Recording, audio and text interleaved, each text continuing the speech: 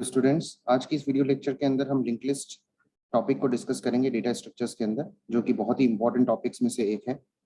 अगर इस link list के लेक्चर को आपको समझना है और इसकी प्रोग्रामिंग आपको करनी है, तो यहाँ पे कुछ प्री रिक्विजिट्स हैं जो कि आपको कंप्लीट करने पड़ेंगे।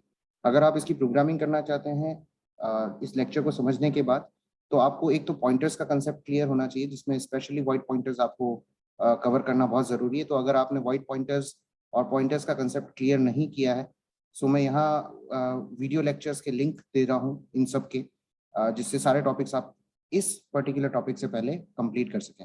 दूसरा जो इम्पोर्टेंट सबसे कंसेप्ट है जिसको हम यूज करने वाले हैं लिंक लिस्ट के अंदर है वो है डायनेमिक मेमोरी एलोकेशन, DMA। सो DMA में मेलोक और कैलोक को यूज करके किस तरीके से मेमोरी का एलोकेशन किया जाता है, या फ्री को यूज करके कैसे मेमोरी को डी एलोकेट किया जाता है, वो दोनों चीजें आपको यहाँ पे क्लियर होना चाहिए, राइट। तीसरा टॉपिक जो है वो है structures using pointer. So structures basically user defined data type है।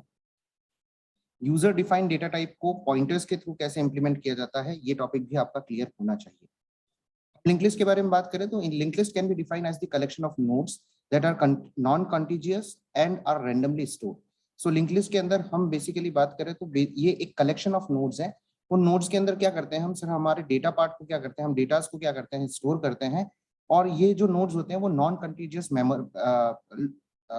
ऑर्डर में होते हैं। फॉर से एग्जांपल, अगर हम एरे के बारे में बात करें और हम कहें कि हमने एक एरे क्रिएट किया है 5 का, सो हमें पता है कि इसके जो मेमोरी ब्लॉक्स होंगे वो कंटिजियस होंगे, यानी एक के बाद उनका एक के बाद एक ये ब्लॉक सारे के सारे क्या किए जाएंगे, मेमोरी के अंदर क्रिएट किए जाएंगे।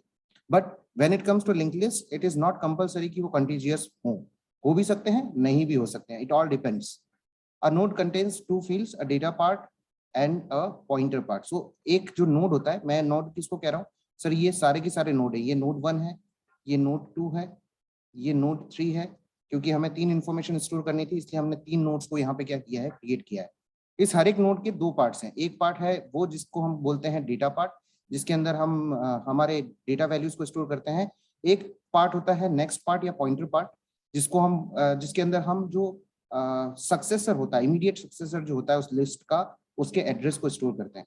सो अगर हम बात करें तो नोड 1 के नेक्स्ट पार्ट ने नोड 2 का एड्रेस, बेस एड्रेस जो है वो स्टोर कर रखा है। इसी तरीके से नोड 2 के नेक्स्ट पार्ट ने नोड 3 का जो बेस एड्रेस है उसको अपने अंदर क्या कर रखा है, स्टोर कर रखा है। सो इस पर्टिकुलर मेमोरी लोकेशन पे क्या वैल्यू पड़ी है सर, इसका बेस एड्रेस पड़ा है। इस पर्टिकुलर मेमोरी लोकेशन के ऊपर क्या वैल्यू पड़ी है, इसका बेस एड्रेस जो भी है नोड का, वो मैंने यहाँ पे क्या कर रखा है, स्टोर कर रखा है। So it is clear with this slide कि हमें पॉइंटर्स का अच्छा खासा नॉलेज होना चाहिए। एक स्पेशल पॉइंटर आपको यहाँ पे और दिखेगा, दिस इज पॉइंटर बेसिकली। इस पॉइंटर को हम बोलते हैं स्टार्ट पॉइंटर, राइट। ये 4 बाइट का वो स्पेस है जो कि हम स्टार्टिंग में क्रिएट करेंगे, और ये हमेशा डिनोट करेगा कि लिंक लिस्ट की स्टार्टिंग कहाँ से, मतलब फर्स्ट नोड जो लिंक लिस्ट का है वो कहाँ से स्टार्ट हो रहा है। सो इस स्टार्ट पॉइंटर के अंदर हमेशा लिंक लिस्ट का फर्स्ट नोड जो है वो स्टोर रहेगा। ऑपरेशंस और लिंक लिस्ट के बारे में हम बात कर लेते हैं। ऑपरेशंस किस तरीके से परफॉर्म करेंगे, सबसे पहले हम बात करें क्रिएटिंग अ नोड। आपने जो ये नोड देखा था प्रीवियस स्लाइड के अंदर, इस नोड को बेसिकली किस तरीके से क्रिएट किया जाएगा। सो हमारे पास 2 ऑपरेशंस होंगे, राइट। पहला ऑपरेशन जो होगा वो होगा हमारा क्रिएटिंग अ नोड, जो कि आप अभी करने वाले हो, नोड को क्रिएट करना। और दूसरा ऑपरेशन हम परफॉर्म करने वाले हैं प्रोग्रामिंग के अंदर, जब हम इस नोड को कहाँ पे ऐड करेंगे, लिस्ट के अंदर ऐड करेंगे। सो इन नोड्स को क्रिएट करेंगे और इनके थ्रू क्या करेंगे, लिस्ट को क्रिएट करेंगे। एक एक नोड बनाएंगे और लिंक लिस्ट के अंदर उसकी एंट्री करते जाएंगे। अगर हमें ऐसा कुछ करना है, नोड बनाना है जहाँ पे एक पार्ट हमारे पास डेटा पार्ट है, आप देख सकते हो कि यहाँ पे मैंने इंटीजर वैल्यू को स्टोर किया है। दूसरा पार्ट मेरा पॉइंटर पार्ट है जो कि किसी का एड्रेस स्टोर कर रहा है। सो इस तरीके का डेटा अगर आपके पास है जो कि हिट्रोजीनियस है नेचर के अंदर, तो डेफिनेटली आपको किसकी जरूरत पड़ेगी, स्ट्रक्चर्स की जरूरत पड़ेगी। तो हमने क्या किया, हमने टाइप डेफ, आप जानते हैं ये रीनेम करने के लिए यूज किया जाता है किसी भी डेटा टाइप को। हमने एक डेटा टाइप बनाया है स्ट्रक्ट लिंक नोड, और उसके अंदर 2 पार्ट्स रखे हैं, इंट डेटा, और एक रखा है हमने नेक्स्ट पार्ट जो कि क्या है, पॉइंटर टाइप का है। क्योंकि इस पॉइंटर को, अगर हम प्रीवियस स्लाइड में बात करें, क्योंकि इस पॉइंटर पार्ट को इसका एड्रेस स्टोर करना है, सो पॉइंटर के रूल नंबर 1 के अकॉर्डिंग हम जानते हैं कि जो जिस भी पॉइंटर पार्ट को एड्रेस स्टोर करना है उसका डेटा टाइप, और इस जिसका एड्रेस स्टोर करना है उसका डेटा टाइप दोनों का सेम होना चाहिए। सो वेरिएबल का डेटा टाइप और पॉइंटर का डेटा टाइप दोनों का क्या होना चाहिए, सेम होना चाहिए। तो हम ये कह रहे हैं कि सर ये जो पर्टिकुलर ब्लॉक है ये किस टाइप का है, ये है स्ट्रक्ट लिंक नोड टाइप का। ऑलराइट, सो ये जो नोड आप क्रिएट करने वाले हो ये स्ट्रक्ट लिंक नोड टाइप का है। इसका मतलब ये पॉइंटर जो है वो भी किस टाइप का होना चाहिए, स्ट्रक्ट लिंक नोड टाइप का होना चाहिए। सो हमने यहाँ पे स्ट्रक्ट लिंक नोड टाइप का एक पॉइंटर क्रिएट किया है स्टार नेक्स्ट, और नेक्स्ट वाली लाइन में हमने इस पूरे को रीनेम किया है क्योंकि टाइप डेफ लगाया, तो ये अब रीनेम होके क्या हो जाएगा, नोड। आज के बाद से इस लाइन के बाद से जब भी आपको इसका कोई वेरिएबल क्रिएट करना है या पॉइंटर क्रिएट करना है तो आप सिंपली क्या लिख सकते हैं, node N.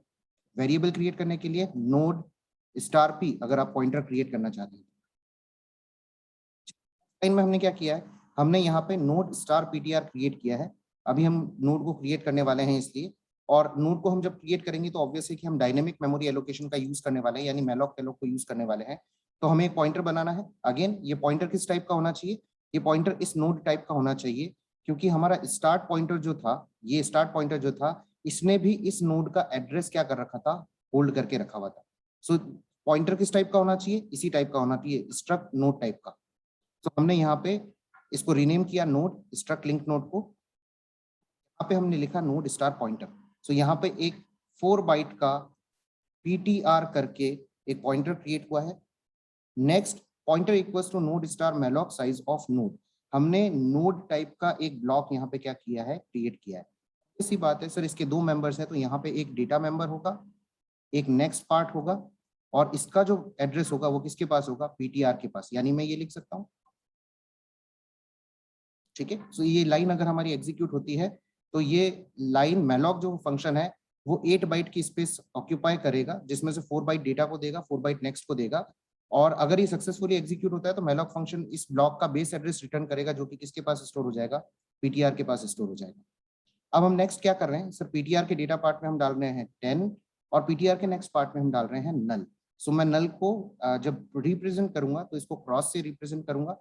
This cross represents कि मेरे इस ब्लॉक के अंदर नल वैल्यू मैंने असाइन किया है। और नल को कैसे लिखा जाएगा सर, कैपिटल्स में NULL। तो इसको थोड़ा सा नोटिस करें आप कि सिंटेक्स क्या है हमारे पास। अगर हमें नेक्स्ट के अंदर नल असाइन करना है तो हम इस तरीके से नल को असाइन कर सकते हैं।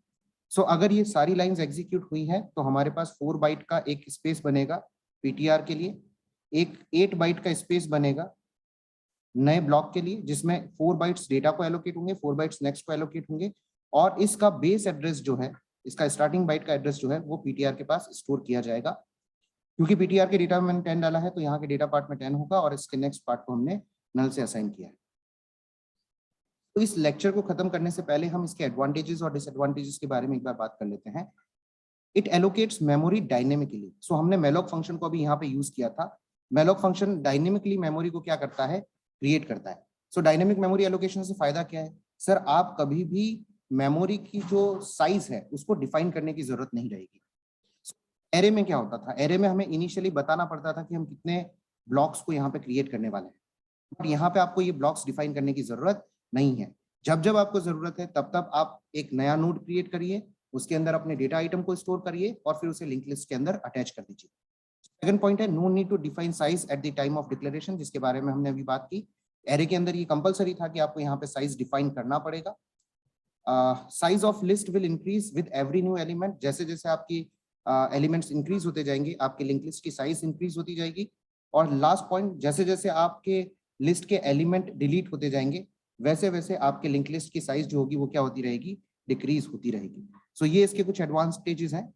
अगर हम डिसएडवांटेजेस के बारे में बात करना चाहें तो हमारे पास लिंक लिस्ट के अंदर केवल एक ही डिसएडवांटेज है, और वो आपने ऑब्जर्व भी किया होगा कि हम हर एक डेटा पार्ट के लिए या हर एक नोड के साथ एक additional 4 byte of space allocate कर रहे हैं नेक्स्ट नोड के एड्रेस को स्टोर करने के लिए। सो हमारा साइज, या मैं ये कहूँ कि हमारा जो स्पेस का कॉम्प्लेक्सिटी है वो यहाँ पे क्या हो रहा है, थोड़ा सा इंक्रीज हो रहा है, बिकॉज हर एक नोड के साथ आपको एडिशनल पॉइंटर पार्ट को एसोसिएट करना पड़ रहा है। सो ये हमारा डिसएडवांटेज है। सो आई होप ये वीडियो लेक्चर आपको समझ में आया है। For any queries you can mail me out at akhilesh09@gmail.com। I hope यह वीडियो लेक्चर आपको समझ में आया होगा। Thank you.